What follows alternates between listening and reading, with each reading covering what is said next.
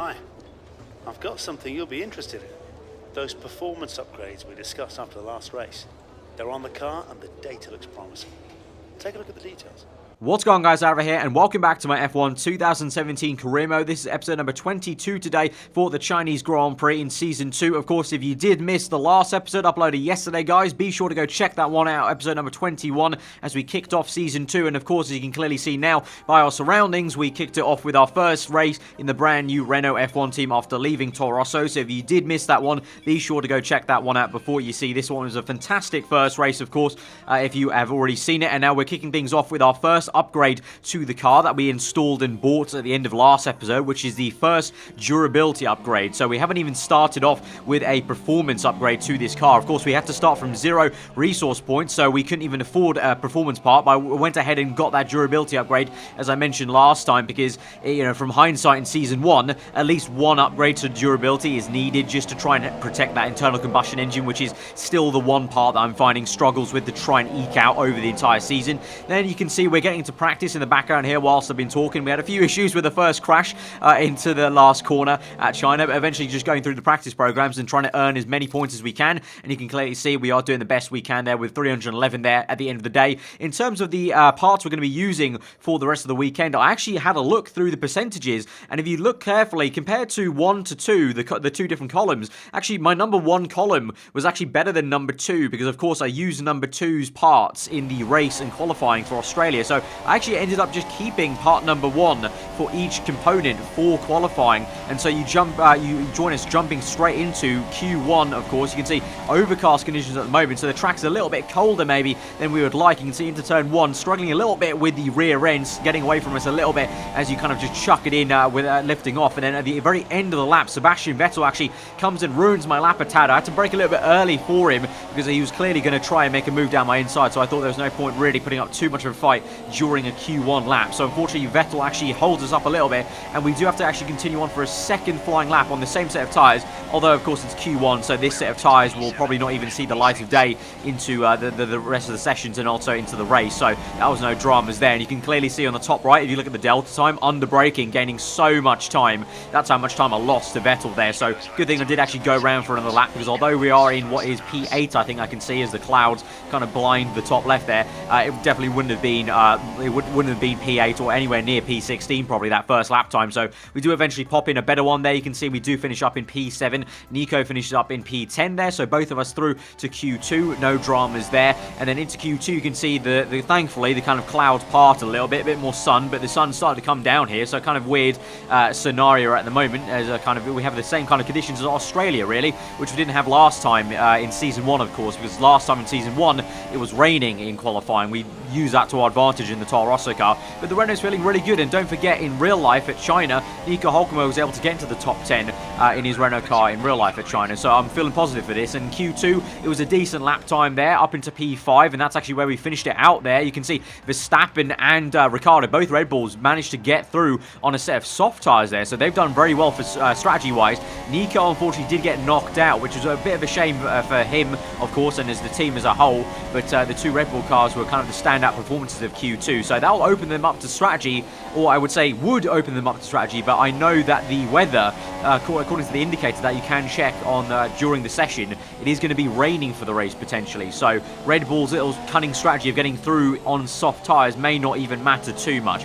You can see we're on our Q3 lap now. We're actually closing up on the car ahead of us there, and you can see right up through the final corner, it's Carlos Sainz, our old teammate. We've closed up to him so much. We get a bit of dirty air in the final corner, so a bit of a tank slap on the exit there. We come across the line for P7, and that's where it'll actually end out on the road. So really, really good day for us in the office in qualifying to be ahead of Sergio Perez, Felipe Massa, and as I said, our old teammate Sainz said that we were catching that entire lap time, and obviously that's the best of the rest, because obviously 2x2 is the Red Bull cars, then you got the two Ferraris and the two Mercedes kind of just jumbled together. You can see Lewis Hamilton, the one taking the pole position quite narrowly to Sebastian Vettel. So all in all, can't complain about that. And I think if I remember correctly, obviously it's some time ago now, a fair few months ago, I think that's where Nico qualified in real life in the Renault in China. P7, I think it was. So correct me if I'm wrong, but I think we've done pretty damn well to match him from real life. But you can see they're going, once again, kind of just showing the wear on that number one component, comparing it to number two. Pretty damn decent. So actually, we may be, at the very start of this season, maybe flip-flopping from column 1 to column 2 and kind of just trying to stretch that as much as we can, because I was quite surprised that column 2 got worn out so much from Australia and from the qualifying and the race at Australia. So yeah, we may be kind of splitting our engine component sharing there in that way. But let's get on to the race and see what the conditions are going to be like and get you a full run through of that starting grid. Anthony Davidson is alongside me today. It's nice and dry up here in the commentary box. How are you, Ant? Hope you're well. Looking forward to the race? I'm very well, thank you, Crofty. I forgot my umbrella on the way to the box, so I'm a bit soggy, but I'm sure I'll dry out soon enough. It's going to be an interesting race in these conditions. Obviously, you can pretty much throw the form book out the window when it starts raining, and the focus moves away from pure aerodynamic efficiency and more towards the balance of setup and definitely maintaining tyre temperature. Well then, after an exciting qualifying session yesterday, let's take a look at how the cars line up. An immense lap from Lewis Hamilton yesterday puts him on pole position, with Sebastian Vettel starting alongside. Looking down the rest of the grid, we have Bottas, Raikkonen, Max Verstappen and Ricciardo, Renault, Perez, Massa and Carlos Sainz, Magnussen, Hülkenberg, Romain Grosjean and Ocon, Kvyat, Stroll, Fernando Alonso and Stoffel van Dorn, Wehrlein and Marcus Ericsson rounds off the grid. And with lights out just moments away, it's time to go down to the track. So, as I mentioned earlier, in the middle of qualifying, there was some rain predicted, and we are clearly starting on the intermediate tyres this afternoon. So, Red Bull Racing's clever strategy for qualifying on the soft tyres in Q2 hasn't worked out. Of course, we qualified on super softs for every single session, so it didn't really matter to us. And it's actually going to be raining the entire race here, so it's going to be a two-stop, it looks like, for 3 different sets of intermediate tyres. So, we're going to just have to see how it goes, really. But much like Season 1, it's going to be a full wet race here as we go to 5 red lights for round number 2 of Season 2 at the Chinese Grand Prix. 5 lights are out and we're underway, and it's a good getaway initially in first gear. Second gear, though, we hit a lot of wheel spinners to get the power down a bit too early, and Sergio Perez and Massa have gone on either side of us to overtake us, as well as our old teammate Carlos Sainz, who makes a lightning start to go down the inside of Sergio Perez as well. A bit of carbon fibre, though, broke off there, I think, from Sergio Perez, and now we've got Nico sticking it down on our right-hand side there on the outside. You can see as we go into turn 2, we're down to P11 now, so really not the best getaway for the start of this race. You can see trying to keep the car in a straight line as much as we can on the exit of that corner in 3rd and 4th gear. Massa equally has some trouble, and now we can try and send it down his inside and try and catch him napping a tiny bit. We're going to be on the apex here in 2nd gear, just trying to open up the wheel basically and squeeze him out there on the exit. You can see in the mirrors he backed off, and so we're up into P9 chasing down Sainz in P8, and it looks like there, as we went through that panning shot, Sebastian Vettel has got the lead of this race. Obviously Hamilton was on pole, so Vettel, really good start for him into the first few corners, but we move later into the end of lap 2 down to the hairpin. You can see closing right up to the gearbox of Sainz, and up ahead you can see the 2 Red Bull cars. Quite a sizable gap then to the Mercedes and Ferrari, so no big gains over the winter for Red Bull clearly at the moment. Even in these conditions that would suit the Red Bull car, not gaining too much there on the top 4, but meanwhile we are catching up to Carlos Sainz. We're trying to overtake him on the left hand side. We've had a great exit off the final corner, carrying that speed into turn 1. Sainz does put up a fight though, so really good scrap here around the outside, and we're just going to have to leave him the room. You can see the proximity arrow is still red, so that means he's still got the nose in there. But then into turn 2, you can see it's just going to be no use. We're going to have the better racing line. He actually gets sent wide a tad as we shove him off a little bit, and we're now up into P8, and he will have to now contend with Felipe Massa and my teammate Nico Hülkenberg. But you can see there, Ricciardo, Verstappen and Perez were quite close together, and then we move later into the race in that same exact spot, and you can see now Perez even closer to Verstappen. Verstappen surprisingly struggling in these conditions, not really something you would think of from real life there, but Verstappen is looking to be a bit vulnerable maybe to Sergio Perez and ourselves also, because we're right here above. We can still see the 2 Red Bull cars in our sights, but you can see now we're on lap 5, and on the bottom right there, changing the strategy or confirming the change of strategy, our engineer Jeff has said that we should come in on the next lap for our first pit stop, which is a little bit early, because I think the scheduled pit stop was lap 10, so this is 4 laps earlier than we would have maybe thought of. But I thought I would trust Jeff on this, because the logic behind this is basically the fresh inters are going to be so much faster than the worn inters towards the end of lap 10. That will basically gain back the time we're maybe going to lose initially here for making the earlier pit stop, and effectively we're getting such a huge undercut. So we come in for that second set of intermediate tyres. Obviously no dramas in the pit lane, there's no one to hold us up thankfully in the pit box, so we're going to come out in stone dead last, but we've got a lot of clean air ahead of us. We can just concentrate on us, and we can just try and catch the next few cars, which will probably be the Saubers and the McLarens, because there are going to be a fair few laps until the AI probably come in, because they will most likely stick to the default strategy. But meanwhile, whilst we look at a clear track ahead of us, Nico Hülkenberg, our teammate, is going to be looking at a battle right now between Massa and Sainz. Sainz trying to defend his position into the hairpin, and he's doing his best, but Massa probably just is going to have the better line through here. They still go side by side, actually entangle a little bit. Bit of contact was made there, I think, but Massa just about gets it, and Sainz has to tuck in through the final corner, but that's compromised his entry speed probably, so Nico's going to get a really good run. But you can see how close that midfield battle is between all these different teams, the Williams, Toro Rosso, Renault, and the two Haas cars close behind, and Nico goes down the inside there. We can't quite see it from this camera angle, but they're still side by side. Nico will just about squeeze Sainz out there, so the Renault showing some decent pace against the Toro Rosso car at least. So once again, for me, you know, from last episode as well, kind of showing that for me personally right now, from where I'm sat, I think this was really the correct decision for us to jump ship from Toro Rosso. We weren't going anywhere to Red Bull anytime fast, and really the Renault car actually on paper and in practicality looks like the faster car now this season already. And as we move on now to lap 9, you can see we finally caught up to our first bit of action on this second set of intermediate tyres. There's Stoffel Van Dorn being held up actually by Marcus Ericsson, which is a little bit surprising. I mean, I know the Honda engine's not going to be amazing down the straights, but you would like to think the McLaren has the downforce to maybe overtake Ericsson in the S section. We're trying to make a move on Van Dorn. He's going so slowly down that little straight to the end of sector 1 that I nearly crashed into the back of him trying to make the move on the left-hand side. We have to duck to the right instead, side by side with him on the exit, but eventually we get the power down, and he's got kind of no use to try and even fight us, and so we'll close up to Ericsson pretty damn fast now, and this will kind of showcase how bad this Sauber car is. I mean, I can't imagine how boring the races are for the two Sauber guys, really, from season 1 and this season especially still, because it looks like they haven't really made too many gains, and through these corners Ericsson's actually holding us up so much here, so I get a bit impatient. I want to try and make the move already down the inside here. We are going to go for a bit of a lunge. We do double lock up whilst doing that, trying to be aggressive as we can to stop the car there just before the awkward little left and right shimmy before the long sweeping right-handers. Vettel sets the fast lap of the Grand Prix, so he's probably still going well in the lead of this Grand Prix, but we're up into P18 now,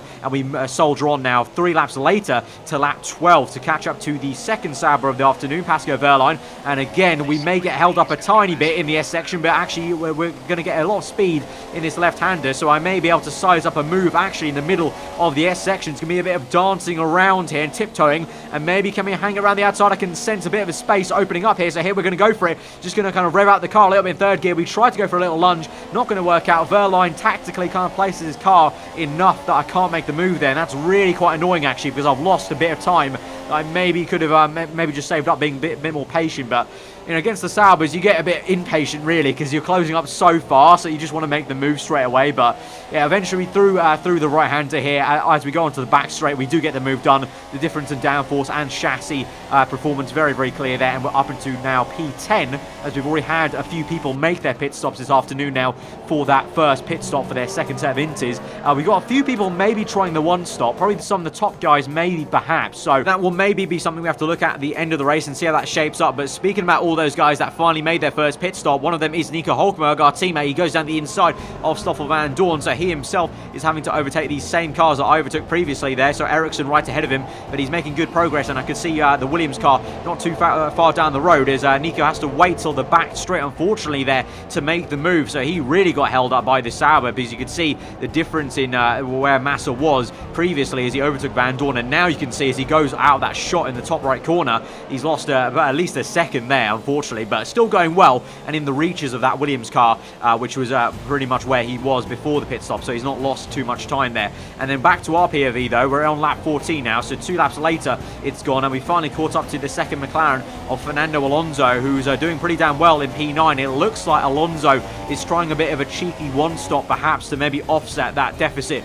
of obviously the Honda engine down that back straight. So here we go now into the heart of sector 2. Can we try and catch Alonso and maybe get a move done into the inside? Looks like he's got a lot of lack of speed, so here we go down the inside. This is where Alonso though is going to come back at us there. Of course the McLaren car still got a brilliant chassis and it's got the downforce, just the lack of power, so he's able to fight me a little bit. You can see he does go a little bit wide there on the right hander, so that forced my hand. I had to lift off to kind of stop us making contact, and then through the double left hander he actually sends it round the outside, so Alonso putting up a great fight against us. So we're still side by side on the exit, but then eventually we are going to get this move done, and we'll get back onto the racing line just as we enter Sector 3. But Alonso, just like in real life, through the corners, putting up as much of a fight as he can against the yellow Renault cars here, and really hoping probably that he'll have one of these engines in the back of his McLaren, because he does actually keep up with us through the swooping right-hander. But on the main straight, we just pull away so easily. Embarrassing.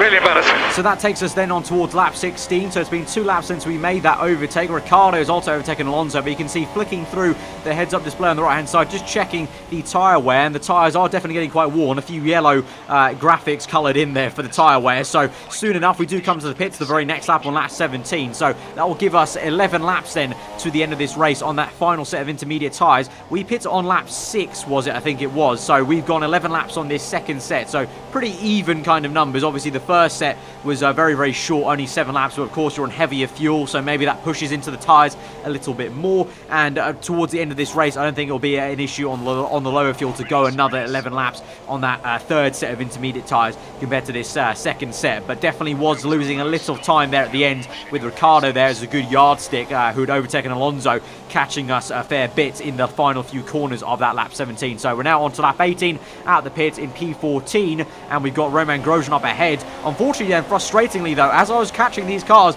they all started to come into the pit, so I was hoping for maybe some action, just some kind of fun racing to overtake these guys on kind of more, faster tyres. Their tyres are going to be worn out compared to us.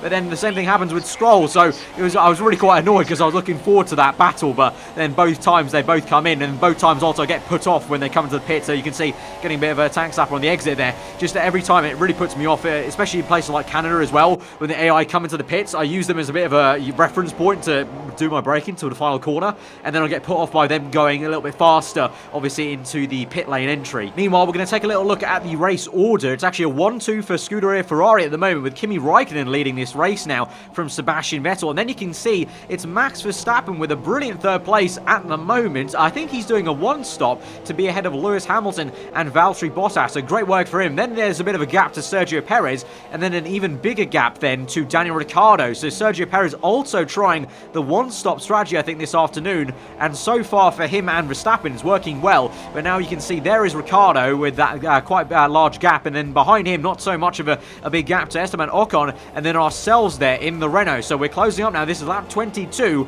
and we're both closing up on Ricciardo, who seems to be maybe struggling now compared to how he was doing in the first stint, and so much so that down the back straight on that same lap, Ocon now is going to go for the move in the slipstream. We're up into rich mix as well, and we may make it 3 wide, but Ocon's actually going to get it ahead of Ricciardo. But here we go on the left-hand side, maybe making a 2-way overtake here into the hairpin, trying my best to stick around the outside of Ocon. We go a little bit wide though, so Ricciardo actually comes back at us there, and we have to try and contend with him. But you can see in third gear getting a lot of oversteer, and we just about hold it through and don't slam it into the grass and then the wall that would have been if we did get onto the grass, and we just about squirm and sail the car through into P8 now. But Ricciardo drops off massively then as we look behind us, so he's definitely got some sort of engine or gearbox issue, I would imagine, like we saw a lot of the time in season 1. But anyway, now we're focusing on the car ahead of us. You can see Ocon into turn 1 and then into turn 2 and 3, closing right up to him now. So on Australia we're fighting the Haas of Kevin Magnussen, and now we're fighting Ocon's Force India, so nothing really changes too much from season 1. Still fighting the usual suspects like we were all season long. And so here we go, getting a lot of speed now into the beginning of sector 2. We'll go for a little lunge down this inside, just like we saw so many real life moves made in the real life Chinese Grand Prix. And on the exit we're just trying to get the power down. We're still in rich mix, so we're going to have some engine speed with the Renault Power V Mercedes. We're going to just about hang it around the outside. Ocon did squeeze us a fair bit towards the grass there on the right hand side, but we're going to have the inside line now for the next part of the S section, and Ocon is going to have to tuck in behind, and he actually gets a bit of a squirm on the front end, whereas I get a squirm on the rear end. So we both just managed to hold the car through in a straight line there into the brake zone in gear 4 there, up into P7, although of course Ocon, we just saw in that previous lap, he was able to really close up rapidly to Ricciardo in a straight line. The same may be said, you can see here we get a little bit flustered under braking and slide a little bit in second gear. Probably went down the gears a bit too fast there, to be honest, in the left-hander. So as we go through the swooping right-hander, Ocon is going to have a really great run, and here he comes with the proximity error, and eventually in the slipstream he's going to eventually close up to us. So we're going to have to go maybe a little bit defensive. So we're just going to start to move to the right-hand side to go a little bit defensive here. As Ocon in the mirrors, you can see, finally gets the overspeed to make it side-by-side into the hairpin. We've double lock up though in first gear, having to really slow the car down, and Ocon tries a switchback move. Not going to work out though, because on the exit will just about get enough power to just nip ahead of his nose, and will keep ahead for P7. And then meanwhile, as we move back on to Daniel Ricciardo, this is now Fernando Alonso closing up to the Red Bull car in a straight line to make an overtake in a straight line. This is going to be absolute history made for the McLaren team and Honda, as Alonso goes down the inside to make an overtake in this race. And so that pretty much confirms to us that Ricciardo definitely has issues in this race now with his engine or gearbox. And then we focus on Nico Hülkenberg, who's not too far behind now. So we've not seen too much of Nico since he made that move into turn 1 on the Sainz, I think it was, after he made his second pit stop there. So he's finally coming back into this and actually may be on for some good points as he now goes down the inside of Daniel Ricciardo into turn 1. It's going to be a pretty damn easy move, actually. It looks like at this point Ricciardo's kind of just accepted his fate there, and he's not putting up too much of a fight. So now Hülkenberg will have to be a bit patient though, because it takes him till the back straight to finally close up to Alonso to make that move. So probably lost a bit of time in the S section, but here he goes, moves to the right hand side, and just like we did, like we showed earlier, the straight line speed difference from the Renault to the McLaren is just so great. So Hülkenberg able to make that move very, very easily now, and he'll be up into what I think is now P9. So the next car up ahead is Esteban Ocon, actually. And now as we move on to lap 26, it's not been amazingly fast for me. Perez was 19 seconds up the road, so pretty much I've just been focusing on defending from Ocon. But now, as I mentioned, Perez, he's actually out of this race. That was the yellow flag you saw on the bottom left. The yellow flags were out on the mini-map, and that was for Sergio Perez, who looks to have maybe parked up here on the main straight in the same place maybe I think we saw a few other cars retire last season around China. So there he is on the right-hand side there, parked up, so miseries for him. We've only got 18 runners now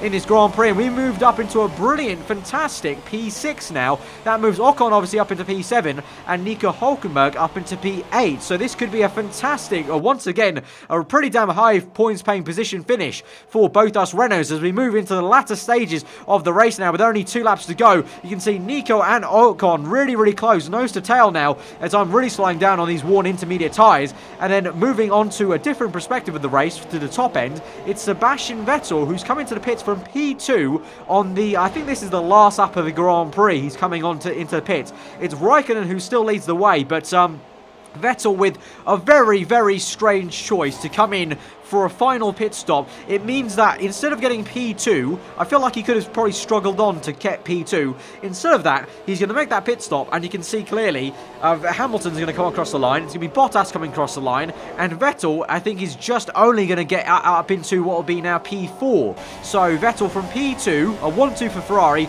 down to P1 and P4 only for the Ferrari team. So very odd strategy there for Vettel, and once again getting a little bit unlucky like he did so many times in Season 1. But now you can see on lap 27 now with 1 lap to go remaining as we finish off this lap, defending from Ocon, and we actually put him off a little bit into the break point, so much so that Nico has a little bit of nip. I think a little bit of contact was made there between Nico's left front tyre and Esteban's right rear tyre, as I just kind of swerved a little bit back to the racing line under braking. That put off Ocon a little bit and locked him up into the last hairpin, I think. So I think that's what happened there. So we move on to the last lap of the Grand Prix anyway. Through the final corner, it'll be Kimi Raikkonen that's won the Grand Prix, but we're going to come home for a great P6. Nico comes home in P8, so it's not quite the P4 and P6 we had from last time out Australia, but still P6 and P8 is great, and obviously that's going to add to our tally there for the Constructors' Championships. But it's a win for Raikkonen there. But all in all, once again, really fantastic way to start this season. You know, I know there were definitely some doubts in episode 1's comment section about,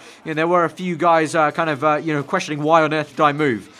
I feel like this is the perfect move for me. We're already doing a lot better than we did back in the Toro Rosso from Season 1. Obviously, yes, in Season 1 I made that mistake with the fuel at China, but in terms of the performance of the car as well, to me at least, I don't know, maybe you guys are seeing something different, but to me, clearly the Renault is a faster car now than our Toro Rosso, and we're using that to really good advantage. Nico's right there with me, so we're both kind of pushing as hard as we can and getting the maximum performance out of the car. Clearly, we're finishing so close together. And so then as we move on into the standings, Drivers' Championship, not so important at this stage of the season, but you can see we're in P5 there with Nico in P8, I think that was. But in the Constructors, more importantly, we do move down to third from second. Of course, it was always going to happen with Mercedes and Ferrari being there. But at the moment, still keeping ahead of Red Bull Racing. And then behind them is Haas and Toro Rosso and Force India and Williams from where they were last season. They're really struggling at the moment at this stage of this season. And Haas, you know, kind of taking their, as I said at the time, steroids from the second half of season 1.